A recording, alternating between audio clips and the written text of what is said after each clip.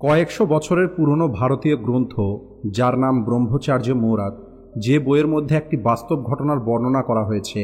একবার একটি শিষ্য ওনার গুরুর কাছে একটি বিষয়ে প্রশ্ন করে, আর ওই প্রশ্নটা ছিল যে গুরুজি, একটি মানুষকে কতদিন ব্রহ্মচারী পালন করতে হবে যাতে সে ব্রহ্মচারের আসল শক্তিটা উপলব্ধি করতে পারে। তখন গুরুজি উত্তর দেয় যে আগামী সময়ে এই ব্রহ্মচারী পালন করাটা সবার জন্য কঠিন হয়ে যাবে, কারণ যেভাবে পৃথিবী পরিবর্তন হচ্ছে সেই দিকে খেয়াল রেখে একটি মানুষ বেশি দিন পর্যন্ত ব্রহ্মচারী পালন করতে পারবে না।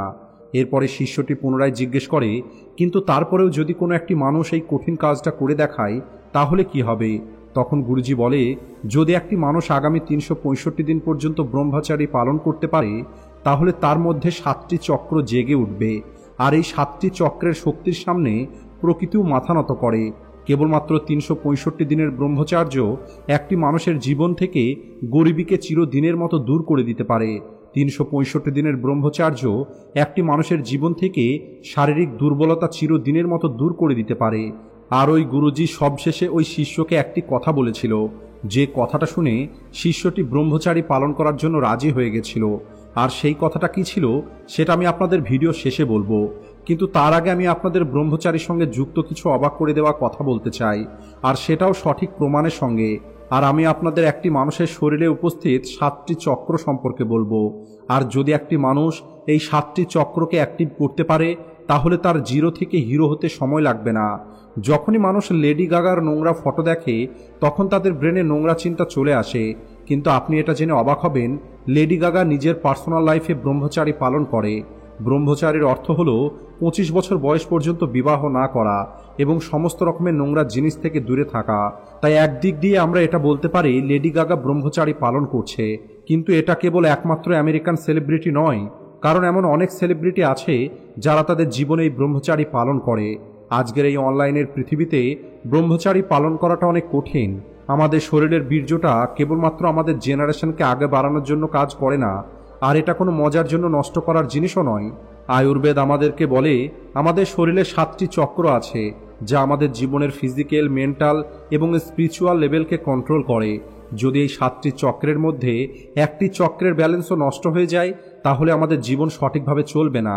কিন্তু যদি আপনি কন্টিনিউ 365 দিন পর্যন্ত সততার সঙ্গে এই ব্রহ্মচারী পালন করতে পারেন এবং আপনি আপনার বীর্য নষ্ট না করেন, তাহলে তখন আপনার এই বীর্যটি একটি এনার্জিতে কনভার্ট হয়ে যাবে, আর সেটা আপনার শরীরের উপর দিকে মুভ করতে থাকবে, যাকে ঊর্ধ্বগমন বলা হয়।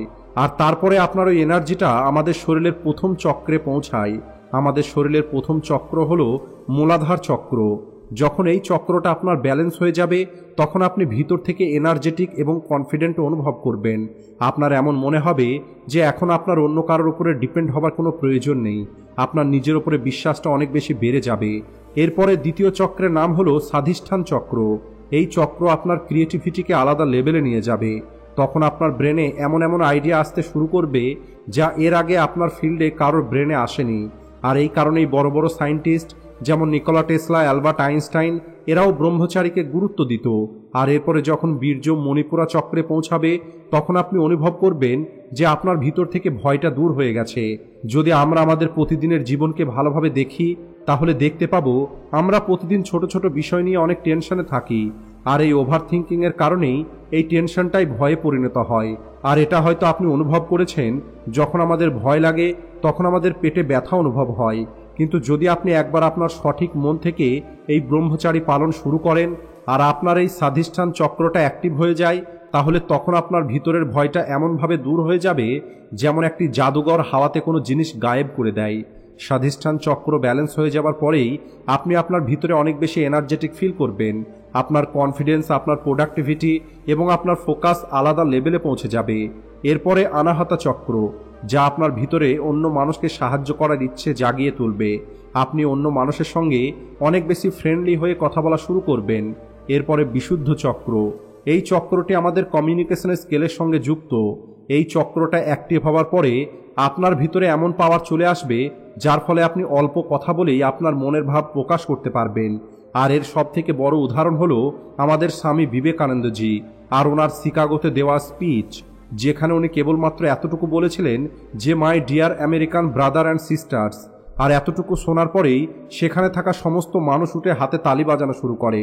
আর এর থেকে বড় প্রমাণ আমি আপনাদের আর কি দেব, যে একটি সত্যিকারের ব্রহ্মচারী নিজের এই ব্রহ্মচারী শক্তি দিয়ে সমগ্র বিশ্ব জয় করতে পারে। আর এখান থেকেই একটি মানুষের হিউম্যান থেকে সুপার হিউম্যান হবার যাত্রাটা শুরু হয়, কারণ এরপরে আপনার বীর্য শক্তিটা আজ্ঞা চক্র পর্যন্ত পৌঁছে যায়। এই চক্রটি আমাদের ইন্টেলিজেন্সের সঙ্গে যুক্ত হয়। যখনই আপনার এই চক্রটা ব্যালেন্স হয়ে যাবে, তখন আপনার মধ্যে অন্য মানুষদেরকে বোঝার একটি অদ্ভুত শক্তি চলে আসবে। কেবলমাত্র কয়েক মিনিট কারোর সঙ্গে কথা বললে আপনি এটা বুঝে যাবেন যে সামনের মানুষটি কেমন। এর ফলে আপনি নিজেকে খারাপ মানুষগুলো থেকে বাঁচাতে পারবেন। আর যেহেতু আপনার বুদ্ধিটা একটি আলাদা লেভেলে চলে যাবে, তাই আপনি ভবিষ্যতের পরিকল্পনা করে সেই অনুযায়ী ডিসিশন নিতে পারবেন। আর আজ্ঞা চক্রটা ব্যালেন্স হওয়ার পরেই আপনার কানেকশনটা এই ইউনিভার্সের সঙ্গে যুক্ত হয়ে যাবে। আর তখন আপনি এই প্রকৃতির অনেক রহস্য সহজেই সমাধান করে ফেলতে পারবেন। উদাহরণ হিসাবে মহান সায়েন্টিস্ট অ্যালবার্ট আইনস্টাইন ব্রহ্মাণ্ডের সঙ্গে যুক্ত অনেক থিওরি কেবলমাত্র পেন ও পেপার দিয়েই সমাধান করে দিয়েছিলেন। আর অ্যালবার্ট আইনস্টাইন নিজেও এই ব্রহ্মচারী পালন করতেন। আর এর ডিটেলসটা আপনি ওনার বায়োগ্রাফিতেই দেখতে পাবেন। আর সবশেষে আপনার বীর্যটা পৌঁছাবে চরম বিন্দুতে, যাকে ইংলিশে হাইয়েস্ট লেভেল অফ কনসিয়াসনেস বলা হয়। আর প্রাচীন শাস্ত্র অনুযায়ী এটাকে ব্রহ্মজ্ঞান বলা হয়। এটা হলো সেই স্থিতি যখন আপনি অতীত, বর্তমান এবং ভবিষ্যৎ তিনটেকে একত্রে দেখতে পাবেন। এক কথায় বললে আপনি একটি ভিশনারি মানুষ হয়ে যাবেন, যা একটি সাধারণ মানুষের জন্য দেখা তো দূরের কথা, চিন্তা করাটাও অসম্ভব। আর এটা আপনি আমাদের প্রধানমন্ত্রী নরেন্দ্র মোদীর মধ্যে দেখতে পারেন। ওনার ভীষণ সম্পর্কে বিবেক ওবেরয় বলেছিলেন, মোদী যে অনেক ভালো একটি ভিশনারি মানুষ। আর যে মানুষ তার এই শরীরের মধ্যে এই 7টি চক্রকে অ্যাক্টিভ করতে পারবে, সে ফিজিক্যালি, মেন্টালি, ইমোশনালি এবং স্পিরিচুয়ালি 4টি ক্ষেত্রেই মাস্টার হয়ে যাবে। আর এটাই হলো কারণ চাণক্যের মতো একটি ব্রহ্মচারী পরম শক্তিশালী সিকান্দারের সঙ্গে মোকাবেলা করার জন্য রাজি হয়ে যায়, যদিও ওই সময় মানুষরা সিকান্দারের সামনে দাঁড়াতেও ভয় পেত। আর যদি এখনো পর্যন্ত আপনাদের এই সব কিছু বকবাস মনে হচ্ছে, তাহলে তৈরি হয়ে যান, কারণ আমি এই ব্রহ্মচারীর সঙ্গে যুক্ত এমন একটি কথা বলতে যাচ্ছি যা শোনার পরে আমি গ্যারেন্টি দিয়ে বলতে পারি আজ থেকে এই ব্রহ্মচারী আপনি পালন করা শুরু করে দেবেন। আর 2024 সাল থেকে শুরু করে 2025 সাল পর্যন্ত এই 365 দিন ব্রহ্মচারী আপনি পূর্ণ করবেন। আমরা সবাই জানি, নোংরা ভিডিও দেখার পরে আমাদের মনে কামবাসনা জেগে ওঠে, যেটাকে আটকানো পৃথিবীর বেশিরভাগ মানুষের কাছে অনেক কঠিন। কিন্তু আপনি এটা জেনে অবাক হবেন, যদি আপনি আপনার এই বীর্যকে নষ্ট না করে তার রাস্তাটা পরিবর্তন করে দেন আর সেটাকে নিচের পরিবর্তে উপরের দিকে নিয়ে যাওয়া শিখতে পারেন, তাহলে আপনি পৃথিবীর ধনী মানুষের মধ্যে একজন হতে পারবেন। আর এই কথাটা আমি আপনাদের হাওয়াতেই বলছি না, আপনি নিশ্চয়ই বিশ্বের প্রসিদ্ধ একটি বই থিঙ্ক অ্যান্ড গ্রো রিচ সম্পর্কে শুনেছেন। এই বইয়ের লেখক নেপোলিয়ন হিল 11 নম্বর চ্যাপ্টারে পরিষ্কারভাবে এই কথাটা বলেছেন যে একটি ধনী মানুষ কেবলমাত্র নিজের ব্রেন ও পরিশ্রমের দ্বারা ধনী হয়নি, বরং এরা ব্রহ্মচার্যের ক্ষমতাটা বুঝতে পেরেছিল। আর এরা এদের যৌন ইচ্ছাটাকে সঠিক রাস্তা দেখানো শিখে নিয়েছিল। আর এটাই হলো সেই সিক্রেট, যে কারণে পৃথিবীর ধনী মানুষগুলো আরও বেশি ধনী হচ্ছে। আর এদের তুলনায় যে মানুষগুলো নিজের ইচ্ছাটাকে নিয়ন্ত্রণ না করে ক্ষণিকের খুশির জন্য ব্রহ্মচারী নষ্ট করছে, এরা কিছু সময় পরে নিজের কেরিয়ার, নিজের শরীর এবং নিজের জীবন নষ্ট করে ফেলবে।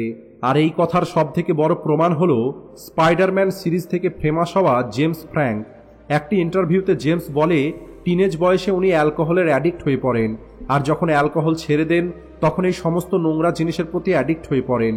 আর ওই সময় স্পাইডারম্যান সিনেমার কারণে উনি ফেমাস হয়ে যান। আর এর পরিণাম হিসাবে মেয়েরা নিজে থেকেই তার সঙ্গে সম্পর্ক তৈরি করার জন্য রাজি হয়ে যেত। শুরুর দিকে জেমসের এটা খুবই ভালো লাগতো, কিন্তু যতদিনে জেমস এটা বুঝতে পারে যে এটা খুবই খারাপ একটি অ্যাডিকশন, ততদিনে ওনার জীবনের 20টা বছর পার হয়ে যায়।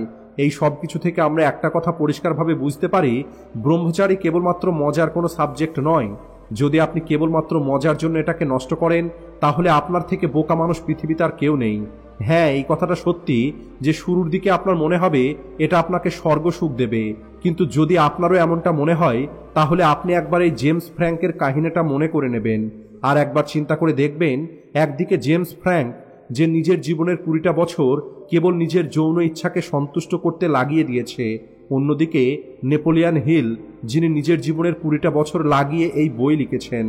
তো চলুন এখন আমি আপনাদেরকে বলি, ওই গুরুজি শিষ্যটিকে এমন কি বলেছিল যে কথাটা শোনার পরে ওই শিষ্যটি ব্রহ্মচারী পালন করার জন্য রাজি হয়ে যায়। তখন গুরুজি বলে, যৌবন থেকে শুরু করে 25 বছর বয়স পর্যন্ত এই সময়ে একটি মানুষ কেবলমাত্র নোংরা চিন্তা করে, আর 99% মানুষ এই কারণেই ব্রহ্মচার্য স্বীকার করে না। আর যদি এই নোংরা চিন্তাটা ব্রেন থেকে দূর করা যায়, তাহলে 25 বছর তো অনেক দূরের কথা, 100 বছর পর্যন্ত ব্রহ্মচারী পালন করাটা কঠিন কিছু নয়। গুরুজি কেবল কয়েকটা কথার মধ্যেই বলেছিলেন, কেবলমাত্র 25 বছর বয়স পর্যন্ত ব্রহ্মচারী পালন করুন, তাহলে পৃথিবীর কোনো শক্তি আপনাকে আর হারাতে পারবে না।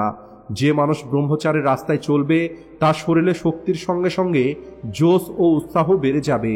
একটি ব্রহ্মচারীর শরীর দেখতে হয়তো অনেক পাতলা মনে হয়, কিন্তু তার শরীর এত বেশি মজবুত হয় আপনি কল্পনাও করতে পারবেন না। আর এটা আপনি চাইনিজ মঙ্কদের দেখে শিখতে পারেন। কেবল এটা জেনে রাখুন, যদি আপনি আপনার জীবনে ব্রহ্মচারীকে স্থান দেন, তাহলে সমস্ত রকমের সমস্যা আপনার থেকে দূরে চলে যাবে। আর এই কথাটা শুনেই ওই শিষ্যটি ব্রহ্মচারী পালন করার জন্য রাজি হয়ে যায়। আর আমি আপনাদের সবশেষে কেবল এটাই বলবো, আজকের এই ভিডিওটিকে যতটা সম্ভব শেয়ার অবশ্যই করবেন। আর 365 দিনের এই চ্যালেঞ্জটিকে পূর্ণ করে দেখুন, আর বছরের শেষে ফিরে এসে বলে যাবেন এর কি কি পরিণাম আপনি দেখতে পেয়েছেন। ধন্যবাদ।